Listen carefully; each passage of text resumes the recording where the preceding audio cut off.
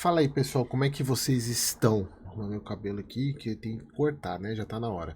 E aí, como é que vocês estão? Mais um acompanhamento mensal. Falar sobre o nosso querido HGLG, que soltou o relatório gerencial, agora não mais como CSHG, e sim como Pátria, mais um mês aí acompanhando. Tem um ponto que eu fui alertado anteontem por um membro do canal, por um inscrito, na verdade, do canal, não membro, lá no nosso grupo do WhatsApp, que, se, aliás, se você quiser participar, tá o link aqui na descrição, de uma questão com o CRI que a gente vai falar daqui a pouco. Mas vamos lá, vamos falar sobre o relatório gerencial agora de julho, que saiu agora em agosto. Vejam, mudou. Ele mudou um pouco, assim, só a questão agora aparece Pátria, já não é mais CSHG, é o Pátria Log. A letra mudou um pouquinho, né, do relatório. Não sei se vocês conseguem ver isso, né? É uma mudança sutil, mas o termo da disposição do relatório continua o mesmo, mas mudou um pouco a questão da letra. O fundo, deixa eu só colocar aqui, ver quanto que ele fechou hoje, cota de mercado 160,40, 160,58, então mesma coisa basicamente, ele está com um pouquinho de ágio. Cota patrimonial 157,95, lembrando que ele teve reajuste de patrimônio recentemente, acho que não sei se foi mês passado ou mês retrasado. 481 mil cotistas, pagou 1,10 por cota, ou seja, é um fundo, pessoal, que ele está mais ou menos uns 3 anos pagando 1,10 por cota, e a gente já vem falando, eu principalmente venho falando há um bom tempo já, que esse 1,10 ele é bem acima do recorrente do fundo. E obviamente que a estratégia do HGLG, inclusive eles colocaram isso no relatório de janeiro, que é referente os prospectos, na verdade as perspectivas, né, de 2024, que era tentar chegar no 1,10 recorrente, o que é muito difícil, como a gente observa. Mas o fundo vem se mantendo no resultado, e o que vocês têm que ter em mente, eu vou mostrar para vocês que em algum momento pode ser que caia, como quase caiu nesse semestre, né? Chegou um momento lá que ele bateu na trave para reduzir o rendimento. Então vamos lá, o fundo ele apurou, e aí vocês vão ver que ele sempre tem em alguns momentos, alguns não recorrentes que fazem com que o dividendo suba. Então, olha só, o fundo apurou uma receita total de 50 milhões, 1,50 por cota, que deu um resultado de 1,26, tendo um impacto extraordinário, né? Então, na verdade, ele teria 1,26 para distribuir, ele distribuiu 1,10, sendo que ele teve um impacto extraordinário da terceira parcela do HGLG com bica, que a gente vem falando isso há um bom tempo. Você pega o fato relevante e tenta fazer as contas em relação a meses e nunca bate. Então, ele tem 4 parcelas, foi uma venda de 4, faltando 4 parcelas, já recebeu 3, falta uma parcela ainda, que eles até colocam aqui que a próxima vai receber nos próximos 6 meses, ou seja, deve ser no comecinho do ano que vem. Então o fundo ele teve esse lucro, e o outro ponto que é o tradicional aluguel trimestral da Volkswagen, que a gente tem sempre que lembrar que é um aluguel que você tem que considerá-lo na hora de fazer a sua análise, que você tem que dividir ele por 3, porque ele é trimestral. Então você tem que pegar, por exemplo, 35 centavos aqui e dividir por 3, que dá mais ou menos 12 centavos por mês, que é o incremento que esse aluguel dá todos os meses, né? Embora ele seja pago a cada de casa 3 em 3 meses. Então, um resultado de 0,35 por cota, resultado anunciado de 1,10. Aqui um dos pontos mais importantes desse relatório, mostrando o que eu venho falando há mais de um ano. Para você que me acompanha aqui no canal lá dos primórdios, quando eu ainda nem fazia o acompanhamento mensal, eu fazia alguns vídeos esporádicos de alguns fundos, e o HGLG obviamente era um dos fundos que eu fazia esses vídeos esporádicos, que eu fiz um vídeo lá atrás, quando ele estava com a vacância em 20%, muitas pessoas dizendo que o fundo ia acabar, que iam vender o fundo porque ele com vacância. Eu falei, gente, aguardem, a gestão trabalha muito bem, é temporário, e a gente está vendo o resultado em praticamente um ano. O fundo reduziu a vacância de 20 para 4. Então, mostrando um trabalho espetacular que a gestão sempre fez, né? E agora Pátria, né? Embora a equipe tenha ido, mas continua, na verdade, continua sendo as mesmas pessoas fazendo a gestão. Então, o fundo reduziu as vacâncias, né? Estão praticamente iguais em termos de vacância física e financeira em 4,7%, reduziu mais de 15% desde quando eu comecei a acompanhar publicamente aqui com vocês o HGLG.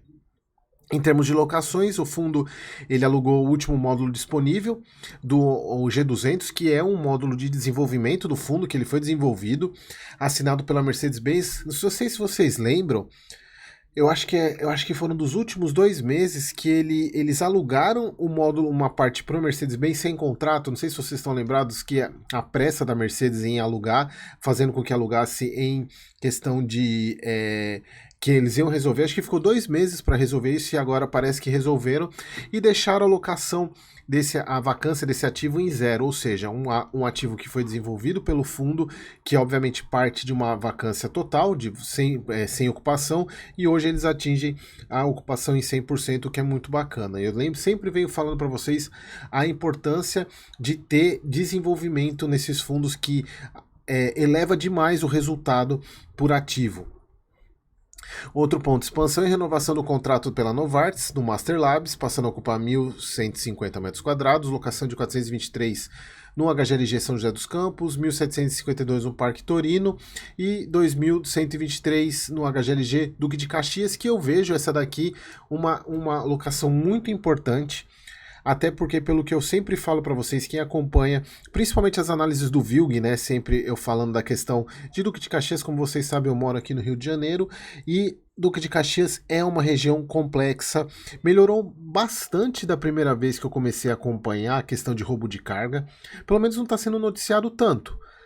Aqui eu acompanho o Bom Dia Rio todos os dias, tinha vezes que era toda manhã falando de roubo de carga naquela região, e hoje não tem tanto assim. Eu acho que ajudou a melhorar um pouquinho, né? Inclusive, Duque de Caxias está com uma ideia de fazer autódromo lá, umas viagens lá da prefeitura, fazendo autódromo internacional de Duque de Caxias, umas viagens, mas é uma importante. Inclusive esse imóvel é aquele que fez aquele bem bolado lá com o XPLG, se vocês estão lembrados, então alugou. E aí isso daqui também mostra que os fundos, né, tanto o HGLG quanto o XPLG, eles deixaram de ser concorrentes nos dois imóveis, agora eles são parceiros, então isso é bom para os dois, né? Mostrando que você tem aluguel aqui, isso acaba sendo bom para os dois fundos, melhorando o próprio ativo. Em relação a movimentos previstos, né, nos próximos meses teremos a segunda fase da entrega do Cone G03, que é aquele que eles fizeram a junção para o Mercado Livre. A conclusão da fase 2, teremos o ativo completamente entregue, gerando receita após 2 meses de carência, que se iniciam com a entrega da primeira fase da obra. Então, logo aí, mais uns 2, 3 meses, esse ativo gerando receita para o fundo. Expansão de locatário do DCC, que ocupará um dos módulos que está sendo devolvido, ou seja, mostrando também rapidez na questão de locação, e locação da totalidade dos espaços vagos e a vagar do HGLG Ribeirão Preto por um locatário do próprio parque, ou seja, mais um mostrando a rapidez, né? E aqui outro, mais um mês sem nenhuma devolução. Algumas devoluções previstas, que inclusive essa do DCC já está um bom tempo sendo colocada nos relatórios, né, que é uma devolução que os locatários querem devolver, está em fase de discussão do contrato, então provavelmente deve ser para os próximos meses, mas eu tenho falado isso mês após mês, né, essa parte do DCC aqui, que já teve a sinalização, mas ainda não teve a devolução de fato. Locatário do DCR sinalizou interesse em reduzir o espaço ocupado, com a devolução de 2 módulos que somam 12 mil metros quadrados. O locatário do HGLG, o São José dos Campos, né, que sinalizou interesse em renovar o contrato, mas com redução de área. Também recebemos devolução da empresa do Grupo Pão de Açúcar, que devolverá os módulos ocupados no Ribeirão Preto, dando uma área de 10 mil metros quadrados. Então, assim, a gente tem que ir acompanhando, mas de fato ainda nada para a gente. Vamos ver se no próximo mês alguma dessas aqui entram, mas o fundo, a gestão sempre se mostrou muito proativa e muito rápida na alocação, então não temos problemas referente a isso. A parte técnica, né, algumas obras de benfeitorias no Montemor, Vinhedo, DCB, CLE, Betim e o Aston Luiz. Na parte de desenvolvimento, que hoje o multimodal ele já praticamente está entregue, então o fundo só vai ficar com o G300, que é o único desenvolvimento hoje. que tem lá na parte de obras e que a gente pode até passar lá mais no final do vídeo. Então, assim, é o que eu sempre falo para vocês da importância do desenvolvimento. O desenvolvimento para fundo, principalmente de logística, eleva cap rate, eleva retorno, isso é muito positivo, e até porque fundos desse tamanho já não tem tanto mais imóvel, mais galpão para comprar. Bom, resultados do fundo, a gente vê aqui o resultado de locação, obviamente impactado pelo trimestral da Volkswagen, a entrada aqui da venda da terceira parcela do Cumbica. Então o fundo ele gerou 1,10 de resultado, 1,26, na verdade 1,26 de resultado, pagou 1,10, aumentou a reserva em 15 centavos, mostrando que, pessoal, o fundo ele tem a possibilidade de pagar os 1,10 até o final do ano como previsto, tá? Se a gente for ver aqui, tirando a venda, a gente baixa para uns 30 e algum.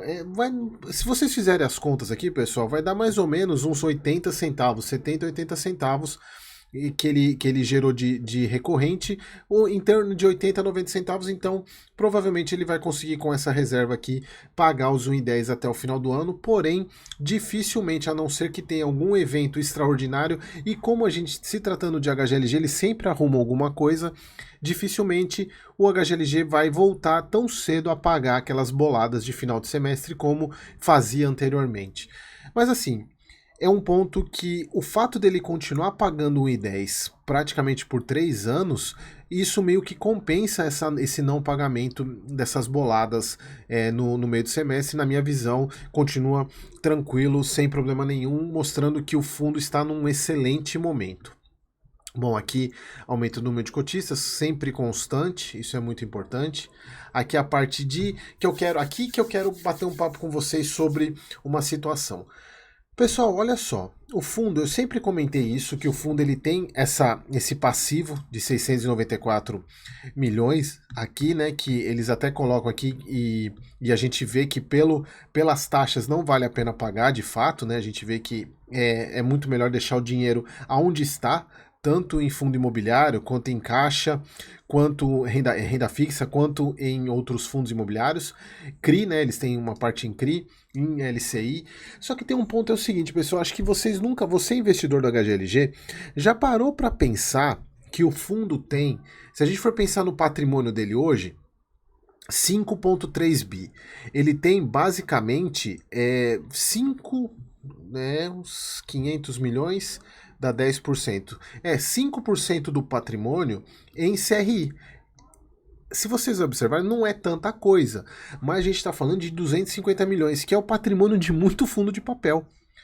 Então é muita coisa. E o que eu quero dizer, não que isso seja um ponto negativo, eu até gosto que o fundo aloque uma parte do caixa, tanto em fundo imobiliário quanto em CRI, desde que seja uma parte pequena, para rentabilizar melhor esse caixa e poder usar na hora para comprar um imóvel. Inclusive, ele tem essa negociação com aquele imóvel lá do Banco do Inter, que eles nem mencionaram nada aqui, né? Não sei por que eles não mencionaram, embora esteja em fase do CAD, né? De aprovação do CAD, que eu fiz um vídeo sobre esse ponto. Só que o problema é o seguinte, pessoal, a partir do momento que o fundo tem um parte de investimento em CRI, ou seja, ele compra CRI, ele está sujeito aos mesmos riscos que um fundo de papel tem, que é inadimplência. Nesse caso, não temos inadimplência. O que temos é o seguinte, primeiro, como é que a gente descobre os ativos que o fundo tem tirando os imóveis, né? Que a gente já sabe, se a gente olhar aqui embaixo, a gente consegue ver todos os ativos reais que o fundo tem. Mas e fundo imobiliário e CRI? Como é que a gente descobre? Nós temos que olhar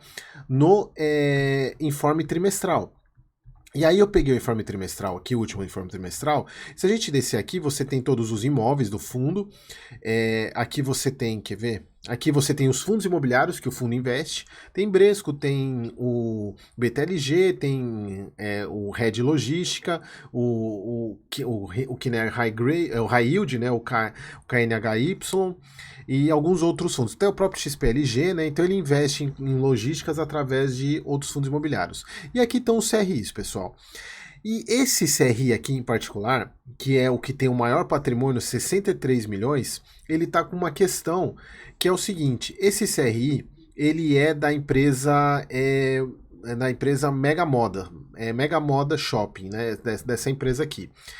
O problema é o seguinte, essa empresa Mega Moda, ela é desse grupo Novo Mundo, e esse grupo Novo Mundo está passando por problema. E aí, qual foi a situação? A grande questão é a seguinte: esse credor, desculpa, esse devedor, a Mega Moda, eles chamaram uma assembleia que vai ser inclusive hoje, vocês estão vendo esse vídeo hoje no dia 14, olha só, a ser realizada dia 14, solicitando aos credores a aprovação, a concessão de um waiver de qual é o objetivo desse waiver. Lembrando, pessoal, isso vocês viram bastante em Fiagro. O waiver não significa inadimplência. O waiver significa um perdão em alguma quebra de algum ponto contratual. Que seja um waiver de quebra de um covenant financeiro, por exemplo, a empresa ela tinha uma relação de dívidas líquidas sobre o EBITDA e em tal número. E dependendo da situação econômica, esse número sobe, ultrapassa esse acordo pré-estabelecido e isso leva, obviamente, a algumas sanções. E aí, o que o devedor faz? Ele pede uma waiver, ou seja, um perdão por essa quebra, obviamente fornecendo algumas garantias de que isso vai voltar ao normal. Então, o waiver, pessoal, é um perdão. É um perdão, inclusive nesse caso, é um perdão temporário, um waiver prévio temporário, de modo a afastar uma eventual incidência do evento de vencimento antecipado automático de notas comerciais e escriturais, consequente resgate total dos CRIs previstos no item. Já vou explicar isso. Aqui só para vocês verem, pessoal, esse CRI, ele é de duas séries, né? Da 91ª emissão, das séries 1 e 2, em duas séries. A série 1 é a série que está com o HGLG, que o HGLG comprou essa série. Então, o que eles estão pedindo aqui? Isso aqui, pessoal, é basicamente pedindo para evitar uma execução de garantia, mas em função do que? De um cross default, ou seja, de uma dívida cruzada, porque quem está com o problema é o Novo Mundo e não a Mega Moda. Só que a Mega Moda faz parte desse grupo. Então o que eles estão pedindo? Olha, eu não quero que você execute a minha dívida por causa de um problema da minha controladora. E se a gente observar aqui, até no pedido que é feito, olha só, a SPE Mega Moda Shopping é uma pessoa jurídica de patrimônio e atividade econômica de gestão, independentes de sua controladora Martins Ribeiro, a MRP, também conhecida como a Novo Mundo, não havendo qualquer confusão patrimonial entre elas. Então eles estão deixando claro aqui que eles estão pedindo, porque o cenário macroeconômico brasileiro sofreu alterações relevantes, principalmente a questão da desvalorização do real, se tornando desafiador para empresas de varejo, como é o caso da Novo Mundo, manter suas atividades em operação sem a renegociação do passivo. Diante de total segregação da atividade comercial e gestão do caixa, quaisquer dificuldades que possam vir ser enfrentadas pela Novo Mundo e pela MRP não impactarão a continuidade da atividade comercial da Mega Moda e, consequentemente, sua capacidade de pagamento. Então eles estão pedindo aqui a questão que prevê que a devedora requer a securitizadora convoque uma Assembleia Geral dos titulares do CRI para que eles deliberem sobre a renúncia ou perdão temporário prévio, um waiver prévio, de qualquer evento de inadimplento que dependerá da aprovação dos titulares dos CRIs em circulação. Ou seja, para vocês ficarem tranquilos aqui. Primeiro, o waiver não é, independentemente da situação, se fosse diretamente da Mega Moda, o waiver ele não é uma constatação de inadimplência, é uma quebra de algo. O waiver é um perdão referente a alguma quebra de algum acordo no contrato. E aqui é importante mostrar que, de fato, pelo que dá a entender, não é problema da Mega Moda, e sim da Novo Mundo, só que ela faz parte desse conglomerado. Então é só para vocês entenderem, o CRI é o CRI da Mega Moda. O devedor é a Mega Moda, não essa empresa. Inclusive, eles deixam bem claro no primeiro aqui que eles são pessoas jurídicas separadas, porém, eles são controlados pela Novo Mundo. Mas o que eu quero mostrar aqui para vocês? É para vocês tranquilizarem. Não sei se você, investidor do HGLG, sabia disso. Esse é um ponto que é difícil porque o relatório não mostra o que ele investe. Fora os imóveis. Ele investe em CRI, em fundos imobiliários, mas ele não mostra. Imagina também se ele fosse mostrar, é muita informação para o relatório.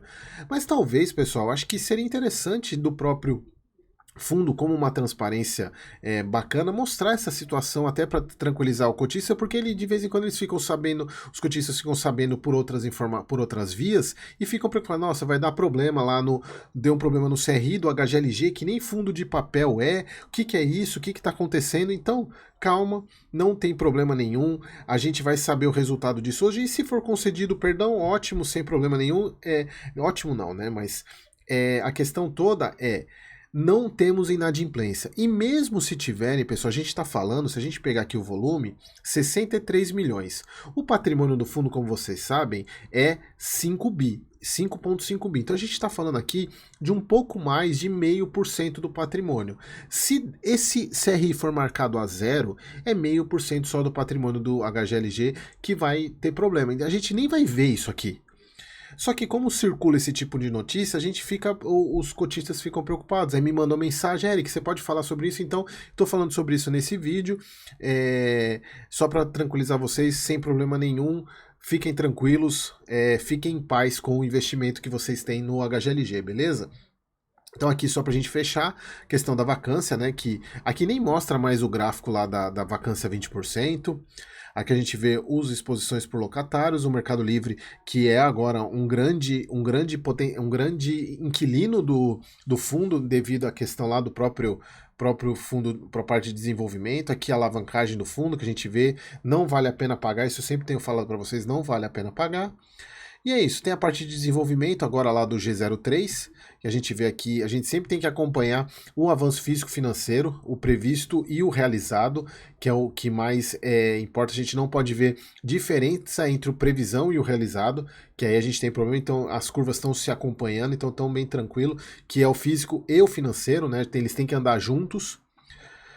Bom, acho que era isso. Mais um mês aí acompanhando o nosso querido HGLG. Acho que o vídeo ficou um pouquinho longo até para trazer essa clareza na questão desse CRI. Espero que tenha ficado claro. Se não ficou, deixem aqui nos comentários. E saindo o resultado dessa assembleia, se tiver alguma coisa importante, eu volto e gravo aqui para vocês, tá bom, pessoal? Então, espero vocês no próximo vídeo.